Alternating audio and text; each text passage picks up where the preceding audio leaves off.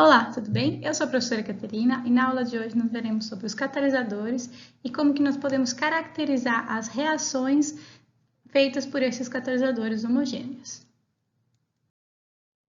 Bom, na aula passada nós vimos alguns conceitos de catálise homogênea e alguns dos catalisadores que são utilizados para fazer essas reações. Então, desses catalisadores, nós temos os ácidos e bases não metálicos solúveis, sais metálicos, complexos organometálicos, líquidos iônicos não aquosos, clústeres metálicos e enzimas. Todos esses catalisadores, eles não possuem barreira interfacial. Então, essa é uma grande vantagem dos catalisadores homogêneos frente aos catalisadores heterogêneos. Entretanto, a catálise homogênea tem desvantagens, como, por exemplo, a difícil separação do meio racional, né? É difícil a gente conseguir retirar o nosso catalisador homogêneo e reutilizá-lo em um processo industrial ou mesmo no laboratório. Muitos desses catalisadores são caros, por exemplo, as enzimas, elas demandam um alto custo de produção em larga escala, né? E os metais, ou então com o uso de metais nobres, quando a gente trata com complexos organometálicos ou sais inorgânicos solúveis, né?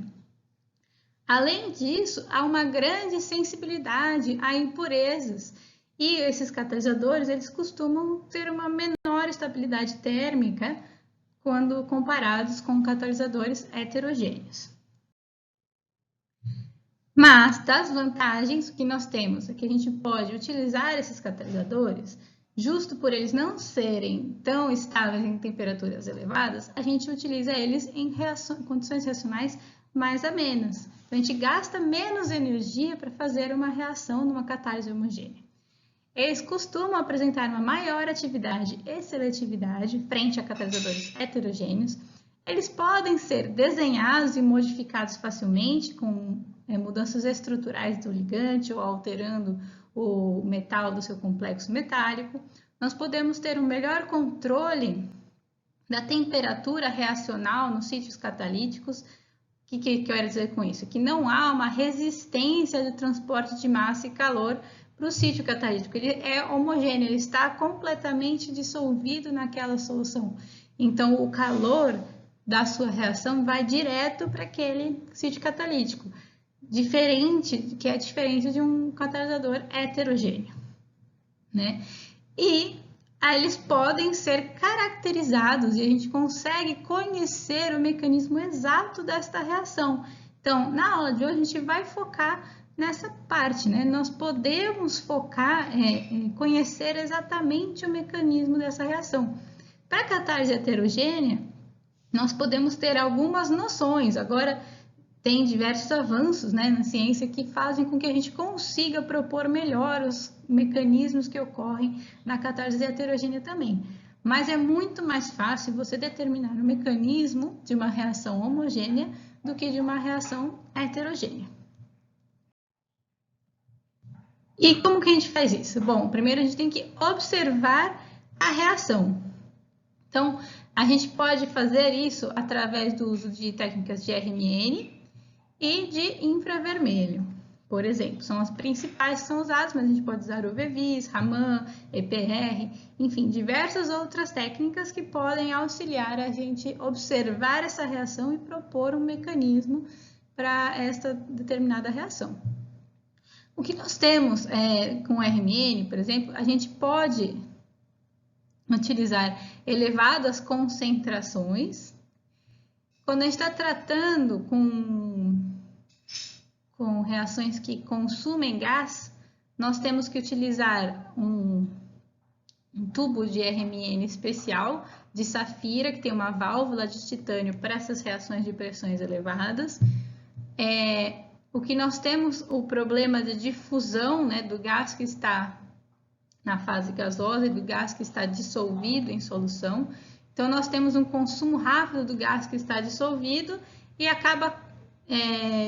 essa reação acaba sendo limitada por essa difusão lenta do gás que está na fase gasosa para a fase líquida, certo?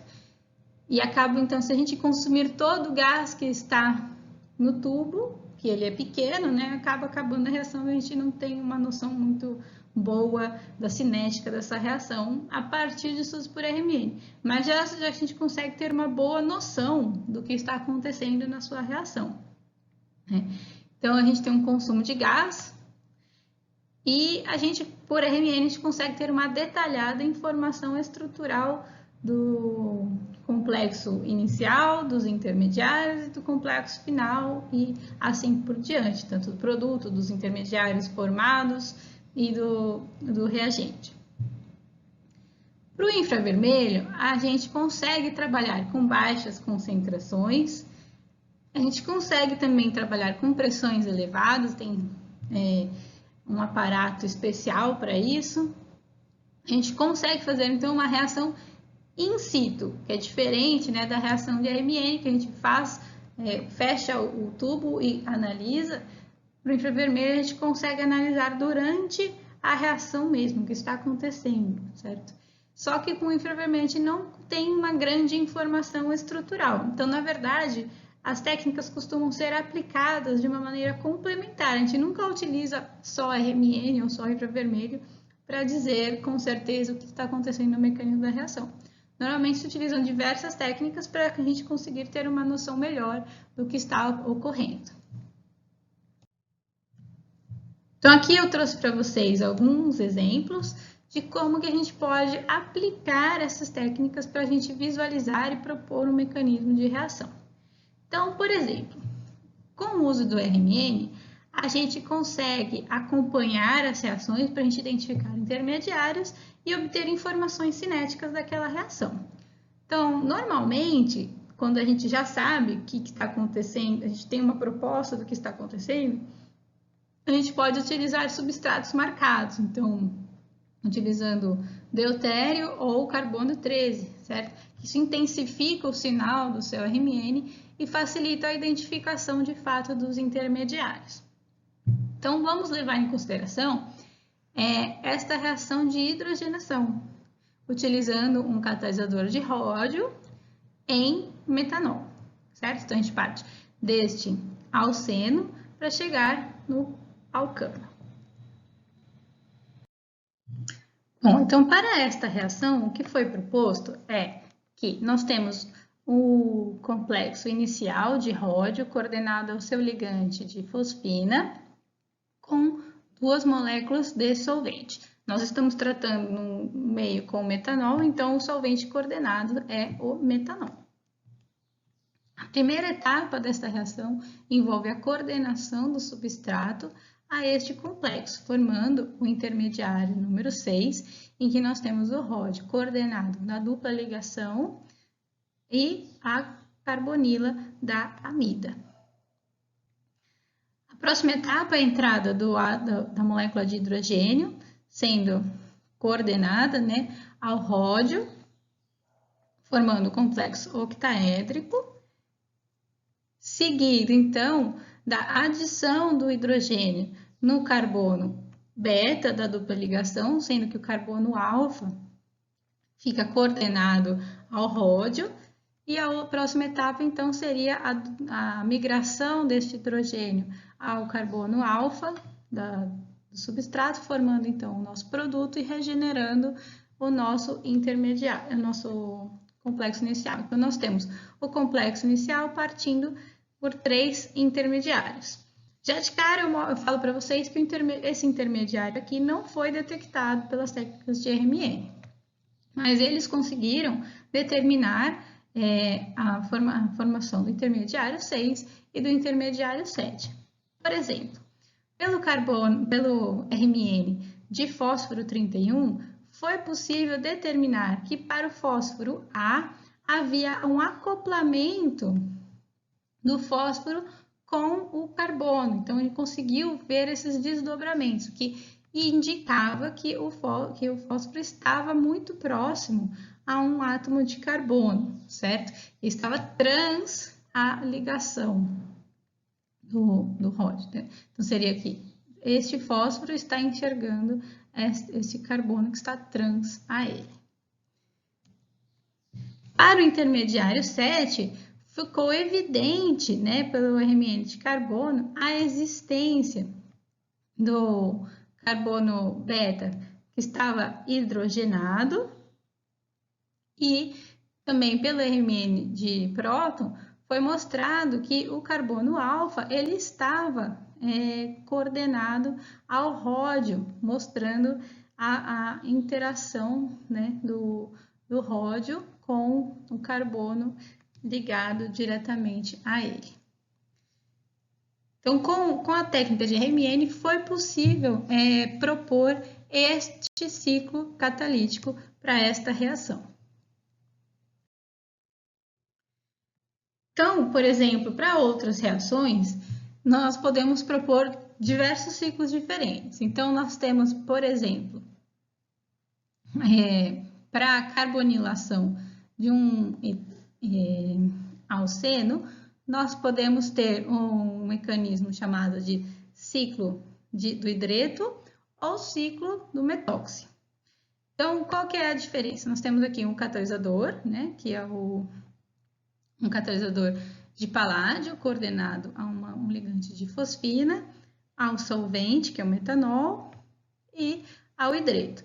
Então, no ciclo do hidreto, nós temos aqui, a gente parte deste catalisador de hidreto, ele se coordena ao alceno, formando o intermediário 35. Então, a inserção do CO nesta ligação, formando, então, este intermediário, e quando entra o metanol, é formado, então, o éster. No outro ciclo, nós temos, então, o paládio coordenado ao metóxido, a inserção do CO no metóxido, seguida, então, da inserção do eteno, né, na ligação, formando, então, o éster, quando o metanol entra no ciclo novamente para regenerar o catalisador. E o que foi evidenciado é que quando se tinha o catalisador e se adicionava o eteno marcado, né, com o carbono 13 em um dos carbonos apenas, foi verificado que havia, então, a formação de um intermediário desta forma. Então, se formava o intermediário 35A e o 35B, em que o carbono 13 ele podia estar coordenado diretamente ao paládio, no 35B, ou não. E o que foi visto, então, é que, pelo RMN de fósforo, que havia esse acoplamento com o carbono 13 com o fósforo 31, com o fósforo B, que é este aqui, certo? Então, ele conseguia enxergar este carbono 13 aqui, no 35B, evidenciando que o ciclo do hidreto é o que acontecia, e não o ciclo do metóxido. Então, com as técnicas de RMN, a gente consegue eliminar hipóteses que não ocorrem. Com a técnica de RMN, é possível também avaliar a cinética das reações. Então, por exemplo, em reações de aminação de haletos de arila, foi possível verificar que para aminas primárias, a reação era de primeira ordem, em que o complexo inicial, né, do ciclo catalítico, ele não era consumido durante a reação e era independente da concentração da amina, como a gente pode verificar aqui, neste espectro. Já para aminas secundárias, foi verificado o consumo deste complexo inicial, né, o 46. Então, mostrando que para aminas secundárias era necessário que a amina secundária entrasse em contato com o complexo de paládio durante a reação. E isso acarretou numa reação de primeira ordem para as aminas secundárias e de ordem 0 para as aminas primárias. Quando nós estamos tratando com o uso de RMN para determinar o mecanismo de uma reação, a gente tem alguns sinais que a gente espera observar ou não observar no nosso espectro de RMN para caracterizar a formação de um intermediário. Então, por exemplo, se a gente está tratando com uma reação de hidrogenação, nós esperamos que se formem hidretos metálicos. E hidretos metálicos costumam aparecer na região negativa do espectro, entre menos 5 a menos 30 ppm. Por exemplo, esses hidretos de paládio, eles ocorrem na região entre menos 13 e menos 14 ppm. Mas se nós tivermos hidretos agósticos em uma ligação de 3 centros, como por exemplo neste aqui, nós também teremos um sinal parecido com o hidreto. Então, ele estará na região negativa do espectro também. Então, aqui nós temos um exemplo de um complexo de paládio em que há a interação, né, deste hidrogênio, desta metila com o paládio e que há o aparecimento de um tripleto alargado em menos 8 ppm e que se observa também um acoplamento, né, deste carbono e hidrogênio a mais ou menos 65 Hz. Para que a gente consiga observar, né, esse tipo de hidreto, é necessário abaixar a temperatura durante o experimento de RMN. Bom, outros intermediários que podem ser formados durante uma reação de uma catálise homogênea seria a formação de um carbeno. Então, a gente tem o próton de um carbeno na região mais desblindada, então em 19,55 ppm, por exemplo. Então aqui nós temos um outro exemplo, um 12,76 ppm. Os carbenos no RMN de carbono aparecem também bastante desblindados, né, em 327 ou 358 ppm, e só com algumas exceções. Então, este outro carbeno aqui aparece em 127 ppm. Nós também temos, por exemplo, se nós tivermos prótons que são cis-apiridina ou fosfinas, eles vão tender a ir para outras regiões do espectro, né?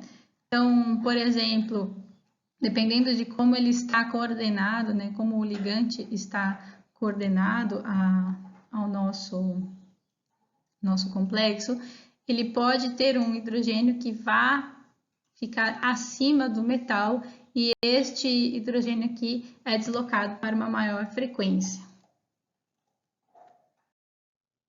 Outra técnica de RMN importante para ser utilizada durante a determinação de um mecanismo reacional seria a técnica de Noe, em que ela verifica tridimensionalmente quem está interagindo com quem. Por exemplo, em reações de transferência de hidrogênio, em que nós temos uma elevada enantioseletividade, se fica querendo saber como que ocorre essa transferência de enantioseletividade, né, do complexo para o seu substrato.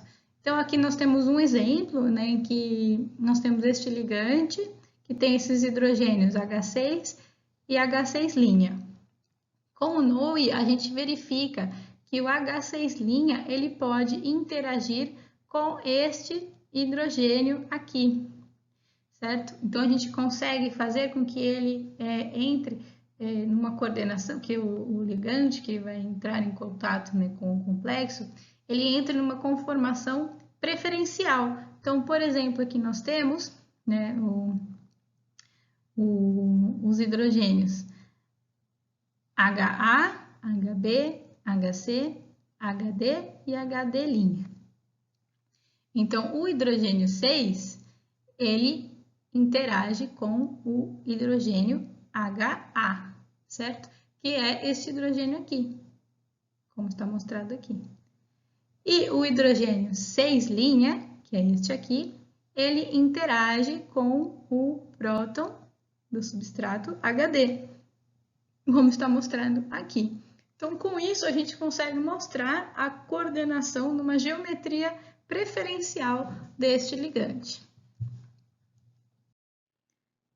Bom, o que nós podemos utilizar também é sondas efetivas para a gente ter uma noção do mecanismo que está acontecendo. Então, quando a gente utiliza isótopos, né, de hidrogênio e coloca também o deutério no nosso substrato, a gente consegue verificar o efeito isotópico cinético, o KIE, e aí determinar quais são os intermediários preferenciais daquela reação.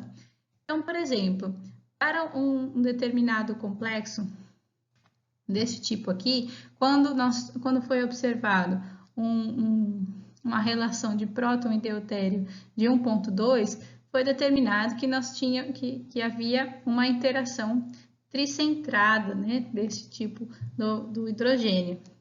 Agora, quando havia a inversão desta relação, ou seja, a reação com o deutério era mais rápida do que com o próton, foi verificado que havia a interação agóstica, que havia a interação do hidrogênio beta era mais efetiva com o complexo, né? Ou seja, o estado fundamental era mais estável do que os intermediários. E quando houve um aumento desta relação, foi verificado que havia um papel duplo, né, do hidrogênio na reação, em que ele atuava tanto como hidreto quanto como próton, certo? Então, ele atuava como hidreto e como doador de prótons durante esta reação. Para RMN, a gente também consegue verificar a dinâmica, né, de um catalisador durante uma reação. Então, aqui, utilizando este catalisador de paládio, foi verificado que com a temperatura havia a alteração da definição do espectro de RMN. Então, a temperaturas baixas era possível determinar a posição exata, né, dos prótons, por exemplo, 5 e 5'. Então, se verificava que eles estavam em posições bastante distintas. Com o aumento da temperatura, esses sinais vão se alargando até que eles acabam coalescendo numa mesma posição. Então, o sinal 5 acaba coalescendo, o 4 também e o 3 também, indicando que havia um equilíbrio de estruturas durante a reação. Então, o que foi verificado é que este equilíbrio indicava a alteração da posição dos sinais da bipiridina. Então, por exemplo, a gente parte deste complexo 92 e há então a coordenação de um ânion a este complexo, e com a coordenação deste ânion, uma parte do ligante da bipiridina se solta para então alterar por exemplo, está ligado ao N2 e aí ele volta a ser ligado ao N1. E aí então ele coordena novamente até sair o ânion. E aí ele então inverte. Então ele inverte a posição do N1 e do N2, como está determinado aqui por este equilíbrio. Então, com isso, nós temos um equilíbrio de estruturas que só é observado se a gente diminui a temperatura durante o experimento de RMN. O que é mais comum de ser feito durante a determinação de mecanismos de reação, né, de uma catálise homogênea é a combinação de técnicas. Então, aqui eu escolhi um artigo que é da ACS Catálises. Eles conseguiram, a partir do uso de Raman, ATR e UV-Vis, ATR em infravermelho, determinar o mecanismo de diversas reações. Eu vou mostrar aqui apenas uma que eles mostraram. Então, eles colocaram um estudo de caso, que seria a decomposição do ácido fórmico. Então, por que eles colocaram esse estudo de caso? Porque o ácido fórmico, ele pode ser uma maneira de estocar o hidrogênio, porque na hora que a gente decompõe o ácido fórmico, ele forma hidrogênio e CO2, e se a gente quiser formar mais ácido fórmico, é só fazer a reação de CO2 com hidrogênio novamente, formando ácido fórmico. E aí, isso faz um ciclo bastante reciclável. Então, seria uma forma de estocar o hidrogênio, de estocar energia, certo? Porque o hidrogênio é utilizado para células energéticas. Então, um dos catalisadores da decomposição do ácido fórmico seria este complexo aqui, de ferro com BF4, partindo, né, do ferro BF4, coordenado, hidratado com 6 águas, e a adição de um ligante, que seria este ligante aqui de fosfina. E o que foi verificado é que durante a reação, traços de cloreto inibiam esta reação.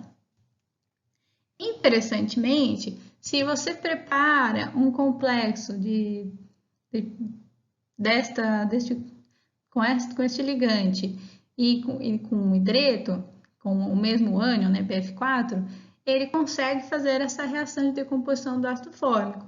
Mas se a gente parte do complexo com o cloreto, esta reação não ocorre.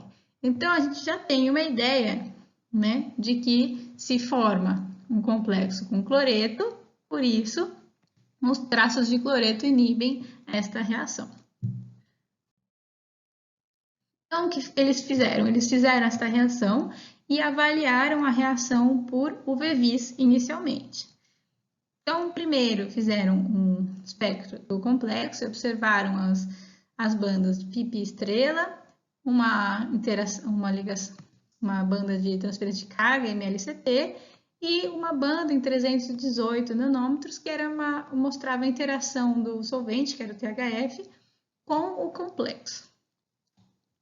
Quando eles adicionavam ácido fórmico, esta banda da interação do THF com o complexo sumia imediatamente e a banda da MLCT se deslocava. Quando eles adicionavam cloreto de sódio, esperavam 4 minutos, havia, né, o deslocamento da MLCT para a banda inicial e começou a surgir, então, esta banda de interação do THF com o complexo novamente.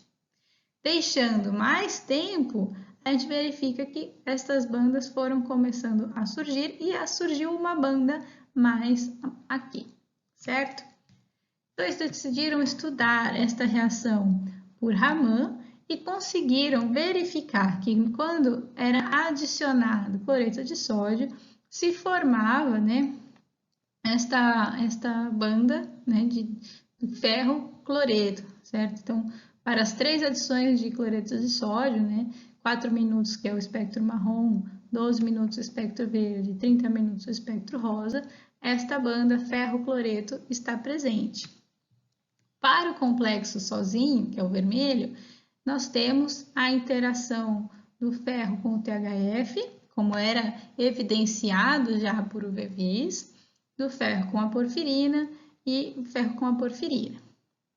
Quando eles adicionavam ácido fórmico, esta banda do ferro THF sumia, né? E esta banda do ferro porfirina também sumia. Então, por isso que a gente tinha um espectro diferente aqui. Esse espectro em azul, de fato, mostra que a gente não tem a interação do ferro com o THF mais, certo?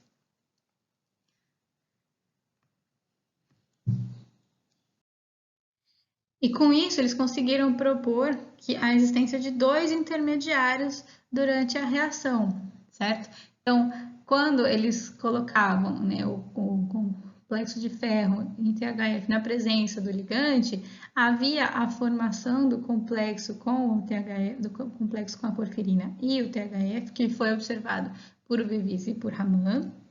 Na hora que eles adicionavam ácido fórmico, esse THF era deslocado e o complexo se coordenava ao ácido fórmico, liberando o THF, e esse complexo era ativo, esse intermediário era ativo, formando então o CO2 e gás hidrogênio. Na presença de cloreto, havia a coordenação do ácido fórmico, mas não da maneira bidentada. E o cloreto ele estava de uma forma competitiva ali, certo? Então, com o tempo, ele acabava retirando o ácido fórmico e formando um intermediário completamente inativo, né, com 2 cloretos, este complexo era mais estável, né? E acabava, então, competindo com o complexo que era ativo na reação.